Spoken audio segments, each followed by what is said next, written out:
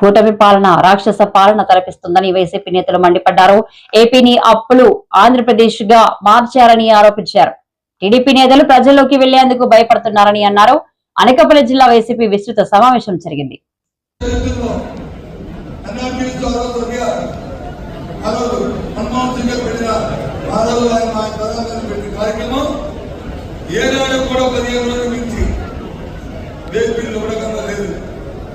కూలి రోజువారీ కూలి చూడండి 15 రోజులు చేయాలి, 15 రోజులు మొన్న 20 అయిందండి, 3 నెలలు ఉన్నాయి. అది కూడా మళ్ళీ మార్చుకుంటే ఏప్రిల్ మంది అప్పుడే అయిపోతుంది, అప్పుడే మేము వస్తుంది. ఎప్పుడు సార్ ఇవి ఎందుకు అవుతుంది ఆలోచన?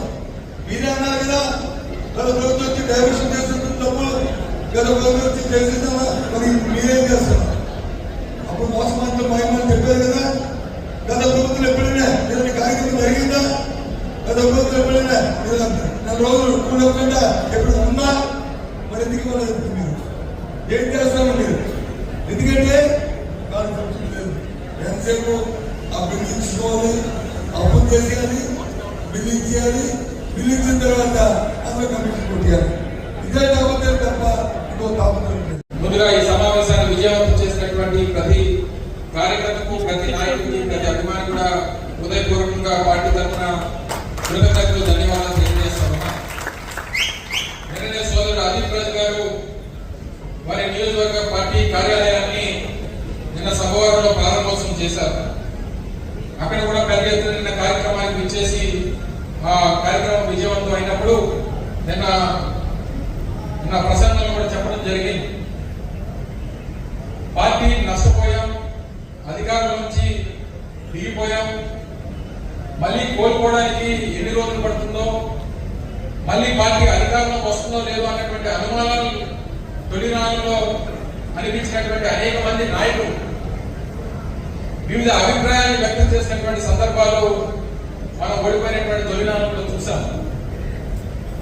కానీ ఈరోజు ఒక సమావేశానికి పిలుపునిస్తే పార్టీ కోసం, పార్టీని మళ్ళీ తిరిగి అధికారంలో తీసుకురావడం కోసం మన పార్టీ నాయకులు, కార్యకర్తలు పడుతున్నటువంటి తపన చూసిన తర్వాత ఎట్టి పరిస్థితుల్లో అనుమానమే ఉండాల్సినటువంటి పని లేదు. 2029లో మళ్ళీ పార్టీ అధికారంలో రావడం ఖాయమనేటువంటి విధంగా ఈరోజు సమావేశాలు జరుగుతూ ఉన్నాయి. తెలుగుదేశం పార్టీ 2019లో అధికారం కోల్పోయినప్పుడు వాళ్ళు ఇటువంటి సమావేశం ఒకటి పెట్టాలంటే వాళ్ళు భయపడేటువంటి పరిస్థితి. మనం సమావేశం పెడితే మనుషులు వస్తారా రారా, మన సభలు విజయవంతం అవుతాయి రావా, చంద్రబాబు నాయుడు గారు రోడ్డు మీదకి వస్తేనే జనాలు రావట్లేదు, మనం ఒక సమావేశం పెడితే విజయవంతం అవుతుందా లేదా అనేటువంటి అనేక అనుమానాలు ఉండేవి. ఆ రకంగానే 4 సంవత్సరాలు ఎవరు రోడ్డు మీదకి వచ్చేటువంటి పరిస్థితులు లేవు. తీరా తెలుగుదేశం పార్టీ నాయకులు ఎప్పుడు రోడ్డు మీదకి వచ్చాడంటే 2023లో చంద్రబాబు నాయుడు జైల్లోకి వెళ్ళిన తర్వాత అప్పుడు తెలుగుదేశం పార్టీ కార్యకర్తలు రోడ్డు ఎక్కారు. అంటే 4 సంవత్సరాల్లో రోడ్డు మీదకి రావడానికి కూడా మనం అవకాశం ఇవ్వలేదు. ఎందుకంటే అంత పెద్ద ఎత్తున సంక్షేమ కార్యక్రమాలు, అభివృద్ధి కార్యక్రమాలు ఇచ్చినటువంటి ప్రతి హామీని నిలబెట్టుకునేటువంటి దిశగా మన పరిపాలన సాగింది. సరే, అన్ని ఒకసారి ఇచ్చాం, అన్ని పథకాలు అందించాం, చెప్పినటువంటి ప్రతి హామీని నిలబెట్టుకున్నాం. తీరా అందుకే అన్ని జగన్మోహన్ రెడ్డి గారు చేశారు కాబట్టి జగన్మోహన్ రెడ్డి గారు చేయాల్సింది లేదని చెప్పి ఓడించినట్టున్నాం. ఎన్నో ఇబ్బందులు పడుతున్నాం. ఇంకా మా నియోజకవర్గం కూడా ఎన్నో అక్రమ కేసులు, తప్పుడు కేసులు పెడతారు. అయినప్పటికీ కూడా మా నియోజకవర్గ పార్టీ నాయకుల సహకారంతో అందరం కూడా కలిసికట్టుగా మరి పోరాటం చేస్తున్నాం. రేపు రాబోయే రోజులు కూడా మరిన్ని పోరాటం చేసిన అవసరం ఉంది. ఒక్క విషయం మనం తెలుసుకోవాలి, గత మన ప్రభుత్వంలో జగన్ ముఖ్యమంత్రిగా ఉన్నప్పుడు 5 సంవత్సరాలు కూడా ఎక్కడ వ్యతిరేకత రాలేదు. ఏ ఇంటికి వెళ్ళినా సరే ప్రతి ఒక్కరు కూడా ఆలోచించవచ్చు. ఎందుకంటే ప్రతి వారికి కూడా సంక్షేమ పథకాలు ఇచ్చాం. ఎప్పుడు మనకు తెలిసిందంటే రిజల్ట్ వచ్చిన రోజున మన వ్యతిరేకత మనకు తెలిసింది. కానీ ఈ రోజు కూటమి ప్రభుత్వం 11 నెలల్లోనే ఏ గ్రామంలో ఏ ఇంటికి వెళ్ళినా సరే ప్రతి ఒక్కరు వ్యతిరేకిస్తారు. ఒక సవాళ్ళు ఉదాహరణ చెప్పాలి. మొదటి 3 నెలలు తెలుగుదేశం పార్టీ కార్యకర్తగా నాయకులు ప్రతి ఇంటికి కూడా పెన్షన్ ఇచ్చేవారు. కానీ ఈ మధ్యకాలం చూడండి ఎవరు అడగలేదు. కారణం ఏంటంటే ప్రతి ఒక్కరు కూడా సూపర్ 6 7 8 అడుగుతున్నారు. కాబట్టి మరి రాబోయే రోజుల్లో అందరూ కూడా కలిసికట్టుగా పనిచేసిన అవసరం ఉంది.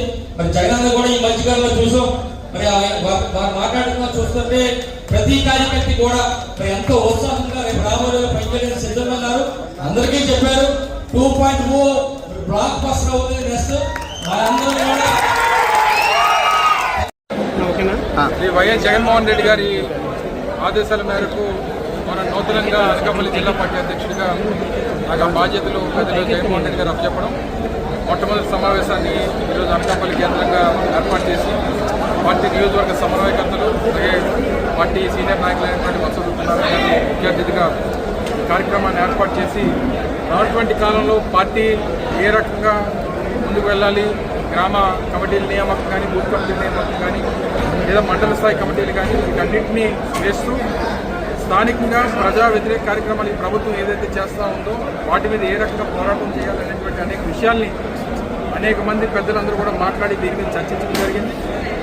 ఈ రాష్ట్రంలో కూటమి ప్రభుత్వం అధికారంలోకి వచ్చి సంవత్సర కాలం చూస్తూ ఉన్నటువంటి సందర్భంలో నేటి వరకు ఏ ఒక్క కార్యక్రమం వారు ఇచ్చినటువంటి ఏ ఒక్క హామీని కూడా నిలబెట్టుకునేటువంటి పరిస్థితి ప్రభుత్వం లేదు.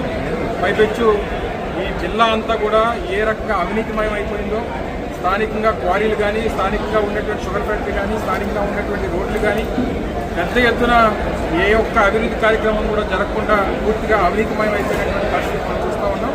వీటన్నిటి మీద కూడా ఒక కార్యక్రమం రూపొందిస్తాం. ప్రతి ఒక్క విషయం మీద కూడా పోరాటాన్ని టేకప్ చేస్తాం. ప్రజల్ని అందరినీ కూడా కలుపుకొని ప్రభుత్వం మీద ఒత్తిడి తీసుకొచ్చి వారు ఇచ్చినటువంటి హామీలను నిలబెట్టుకునేటువంటి దిశగా వారు చేస్తున్నటువంటి అవినీతి కార్యక్రమాన్ని ప్రజల మధ్యలో పెట్టేటువంటి కార్యక్రమాన్ని అన్నీ కూడా రానటువంటి కాలంలో వైఎస్ఆర్ కాంగ్రెస్ పార్టీ చేపడుతుందనేటువంటి విషయాన్ని మరొకసారి సందర్భంగా తెలియజేసుకుంటూ పెద్ద ఎత్తున విచ్చేసినటువంటి పార్టీ అభిమానులు, కార్యకర్తలు, నాయకులు అందరూ కూడా జిల్లా వైఎస్ఆర్ కాంగ్రెస్ పార్టీ తరఫున హృదయపూర్వకంగా వారి కృతజ్ఞతలు తెలియజేస్తున్నారు.